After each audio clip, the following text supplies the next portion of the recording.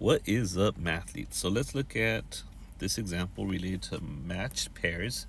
And I really want to look at how do you handle this on the calculator that just disappeared on me. There you go. There's the calculator. All right. So a leadership instructor wants to measure whether a short course based on John Maxwell's leadership principles improves students' confidence in their leadership abilities.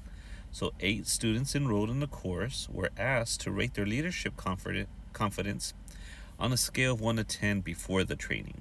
So, here's their scores before the trainings. All right. And instead of giving them students the names, we're just calling it student 1, student 2, student 3, and so forth. So, 8 students, after completing the 2 weeks of lessons focused on such topics like influence, intentional growth, and adding value to others, the same students rated their confidence again. So these were the scores afterwards. All right. So at the 0.05 level of significance, so there's our alpha level, can it be concluded that the leadership confidence has increased after training?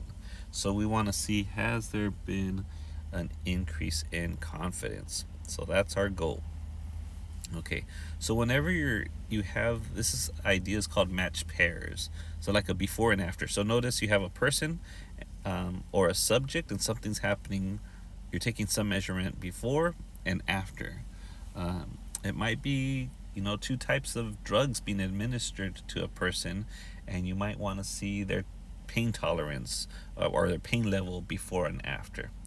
Okay, so again, there could be different things going on in these situations. So what we're going to do is, in our calculators, we're going to put L1 in our list. We're going to put the befores. So let's go ahead and do that.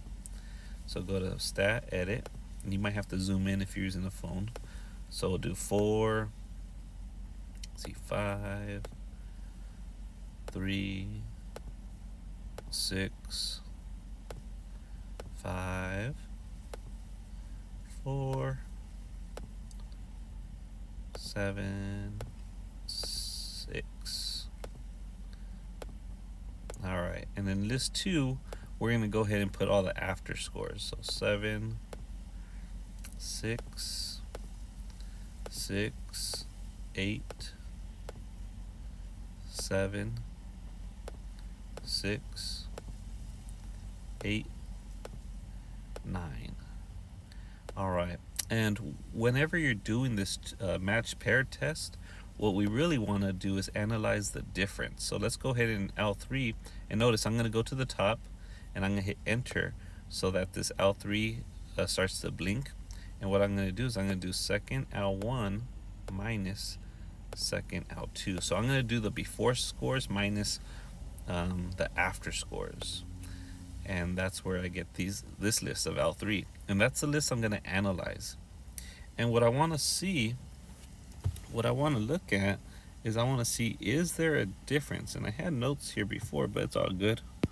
It's all good in the hood. We want to see, is there a difference? So first, we're going to say, is the mean difference equal to 0? So that's our null hypothesis, meaning there is no difference in confidence before and after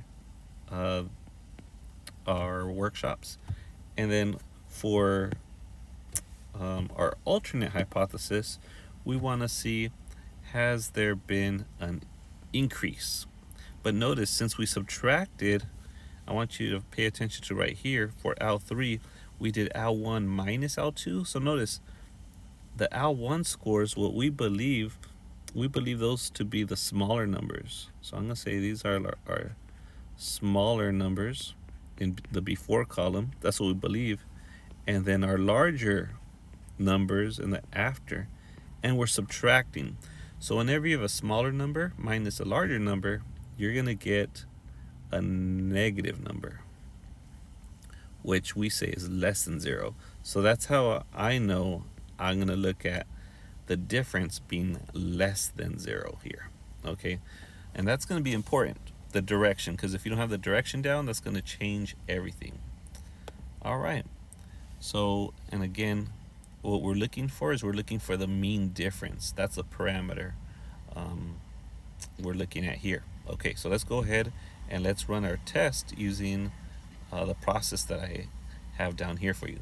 So we're going to go to stat. Oh, let me click on my calculator. Let me wake it up. Give me a second. Let's wake it up. All right, so we're going to go to stat, go over to test. We're going to do a t-test because we're just going to look at one group. Notice we have data in here, and we put 0 because we just want to see if there's a difference. Let's say I wanted to show scores increased by at least 3 points, then I would put a 3 right there. But whenever I'm trying to show just a difference, we'll use 0. And I'm looking at second 3, which is list 3. And we said we're going to choose less than, which is that middle option. And then we're going to hit calculate. And notice how small my p-value is. My p-value is 8.8558 e to the negative 5. And remember, when we have e to the negative 5, that means you're going to move the decimal 5 decimal places to the left. So don't forget that. So our p-value is 0.0000, I'll say 9 after we round it, which is tiny compared to our alpha level. So p is less than alpha, which tells us to reject our null hypothesis, right? So we're going to reject H naught. So when we reject H naught, if I already have it listed, right, it's so small. What that means is we have overwhelming evidence to conclude that those students who took the John Maxwell training came out with much more confidence. All right. So I hope that makes sense, mathletes. Again, I really wanted to highlight those calculator steps for you.